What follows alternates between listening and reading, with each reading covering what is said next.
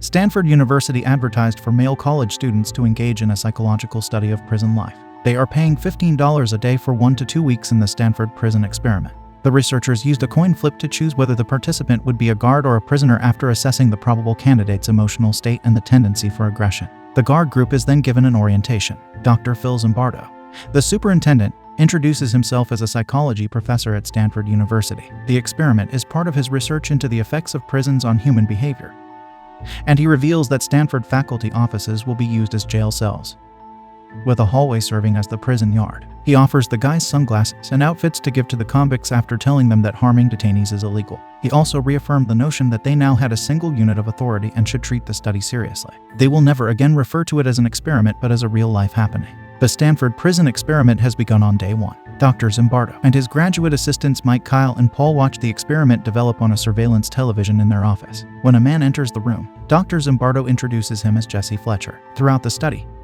they will consult with him. A guard leads Daniel, one of the captives, to a mirror. Daniel notices that he is dressed in a revealing hat and outfit. The guard informs him that he will be known as Prisoner 8612 from now on and that he will refer to them as correctional officers. Daniel tries to be casual, but the guard firmly straightens him out before musically escorting him to his cell. Daniel, Jeff, and Peter share a cell and are talking when the guard orders them to line up. All the prisoners line up in the hall while the guard lays down all their rules. Mike is preparing for his duty as warden at the surveillance office. Dr. Zimbardo requests that he tell the guards to loosen up, but Fletcher cautions against it. During mealtime, prisoner 5704 requests a cigarette from one of the guards, and he is given one, but before the prisoner can smoke, Christopher steals the cigarette from him and smokes it himself. He casually tells the prisoner, with a tough guy attitude and a false southern accent, that smoking is a luxury he must earn. Despite the prisoner's argument that the contract enables them to smoke, Christopher does not listen. He walks over to the convicts' table and informs them that he does not want any more chatting. Daniel tries to make a joke about how he believes he's John Wayne,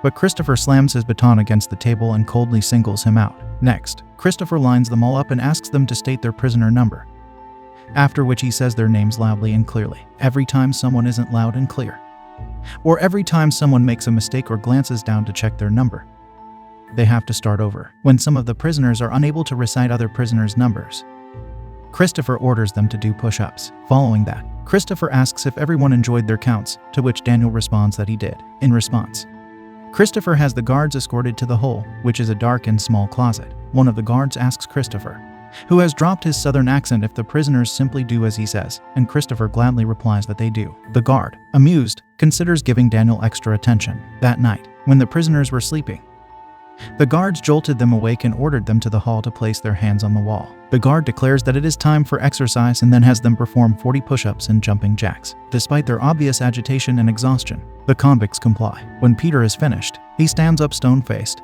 insisting that he has already finished. The guard instructs everyone to continue doing push-ups until Peter joins them. Peter grudgingly submits, but not before calling the guard a fascist pig. When confronted, the guard orders his fellow guards to place Peter in the hole. The convicts are told to make their beds, while the guard follows through on his promise to pay special care to a nervous Daniel. He asked if he made his bed, and when Daniel said that he did, the guard ruined it by telling him that he didn't. Daniel snaps, grabbing the guard and slamming him against the wall. He swings his baton into Daniel's face without warning. Uncomfortable silence took over when both the guards and prisoners realized that the only condition put before the experiment is broken. The guard begins hurriedly directing the others to place Daniel in the pit. Daniel mentions how fantastic it felt to fight back. When Peter expresses his hesitancy, Daniel persuades him to help get the other convicts on their side, despite the fact that there are only 3 guards at any given moment and 9 prisoners. Daniel believes the chances are in their favor. The prisoners are dining on day 2 of the Stanford jail experiment. There's an awful atmosphere around them, and everyone appears to be on edge. Prisoner 5486 is particularly stressed,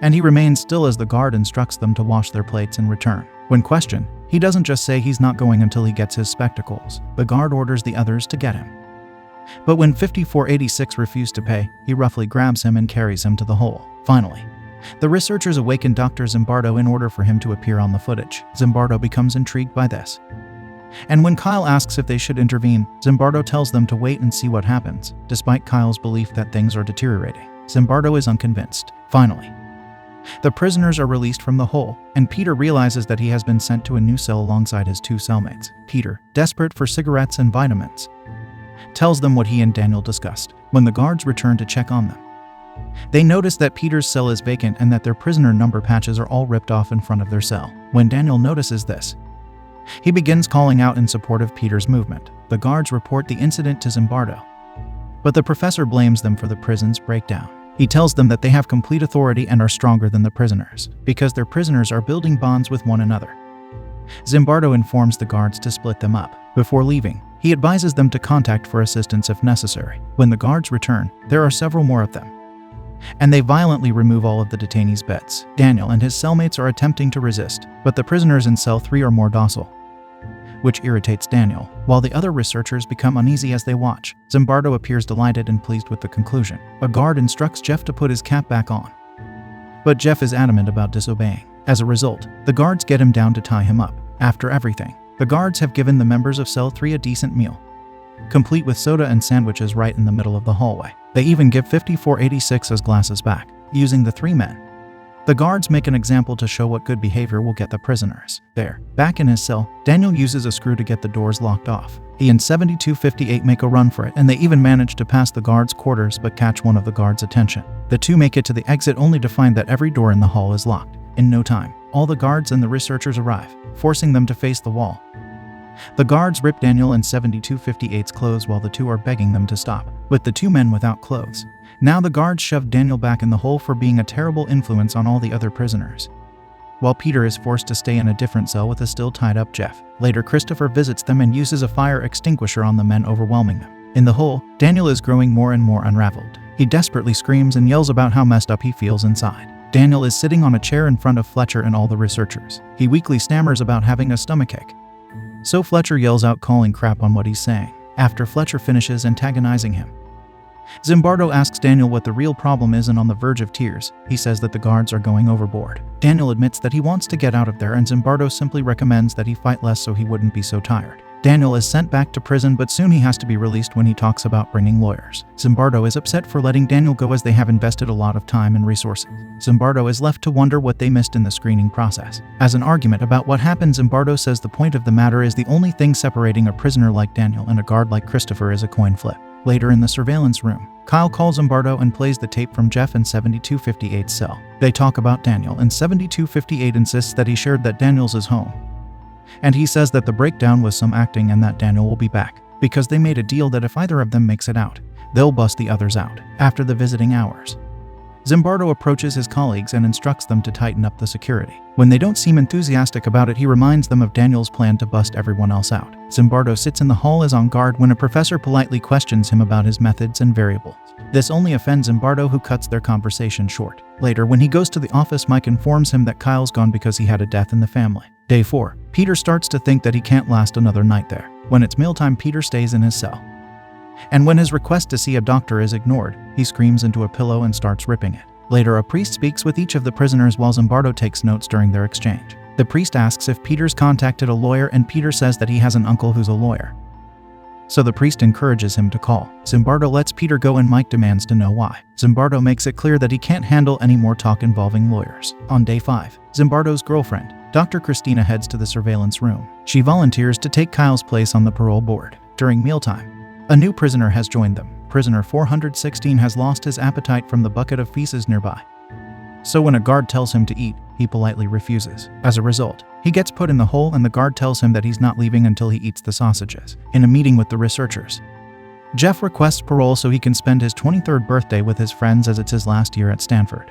Fletcher berates him and antagonizes him over imaginary charges to paint a picture of him being unfitted to take part in regular society. Zimbardo joins in saying strong words to Jeff until he's brought to tears, but before Jeff is taken away, Christina, who's been watching everything unfold with a strong expression, asks if he'll give up his prison salary in exchange for parole. Jeff wholeheartedly says he would. During their meeting, Mike points out that Jeff looks ready to break, but Zimbardo refuses to grant him the parole since it would show the other prisoners that they just need to do some talking to be let go. When he asks Fletcher for his opinion, Fletcher says that he just reenacted everything that was done to him. Suddenly, he seems choked up, so he leaves the room. Zimbardo follows him, and Fletcher explains he hates himself because he became everything he hated, and he enjoyed it. Fletcher requests Jeff to be paroled, and Zimbardo agrees with a tight smile. Christopher turns up for his shift, and as he's walking down the hall, he sees Paul taking Jeff out. He goes to the guards' quarters and tells his colleagues to make it a night to remember. They open up the hole to antagonize 416, who still hasn't eaten his sausages. Finally, 416 speaks up and tells him that the way they are not treating the prisoners like human beings because the guards and experimenters are violating the rules set up for the experiment. After being objected, Christopher yells at him and slams the door shut. As they walk away, Christina is about to enter the elevator when she sees the guards with Christopher in the lead, marching the prisoners to their respective buckets for bathroom time, all while the inmates have bags over their heads. She is terrified by the cruel treatment, all while Zimbardo smiles at her, asking her how incredible this is. Without a word, Christina leaves and Zimbardo chases after her. She says that things have gone out of hand when Zimbardo calls the experiment his prison, as Christina reminds him one more time that these people are boys and not prisoners. Zimbardo questions her professionalism. Christina calls him out for being over his head and reminds him that he's harming kids who haven't done anything wrong. Zimbardo just defiantly asks her if she's finished, and when Christina walks away, Zimbardo doesn't stop her. He hurriedly returns to watch what's happening when he finds the guards doubling down on tormenting. Christopher makes 7258 and 2093 pretend to be Frankenstein and the Bride of Frankenstein and act immorally. Christopher ordered 2093 to curse at 416, but he finally objects, not wanting to speak rude words. Being the more reluctant of the three, the blonde guard advises 2093 to just tell 416 that he'll kick him in his end, and 2093 readily approaches 416 to comply. Unsatisfied, Christopher and the ponytail guard torment 2093 for not meaning what he said, while the blonde guard has had enough of everything and moves away. Christopher continues to torment the prisoners beyond imagination, and all the while Zimbardo watches intently with an increasingly sorrowful expression. He realizes what a mess everything is as he continues to watch Christopher call the prisoners male and female camels and make them hump each other. While the guard's reign of terror continues, Zimbardo could only watch in horror and regret after seeing what he's done and encouraged. Finally, he steps out of the office and into the hall, where he yells at the guards to catch their attention. When they all look at him, Zimbardo says that the experiment is over. The prisoners stared blankly at him, and after a few moments, they finally start showing relief. As for Christopher, he breaks out of character at the flip of a switch and then asks if they're not getting paid for the full 2 weeks. The Stanford prisoner experiment was terminated on August 20th, 1971.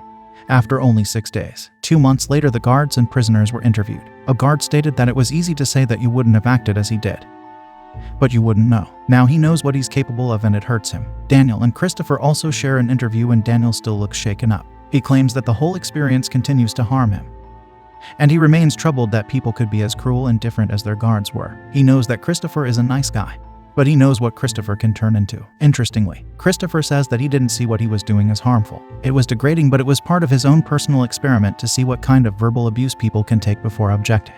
He started to abuse everyone so much he got so profane, but people never said a thing. As a result of the experiment, Dr. Phil Zimbardo shifted his focus to educating others about the psychology of authority and the abuse of power. That was all for the video. I hope you guys enjoyed today's movie.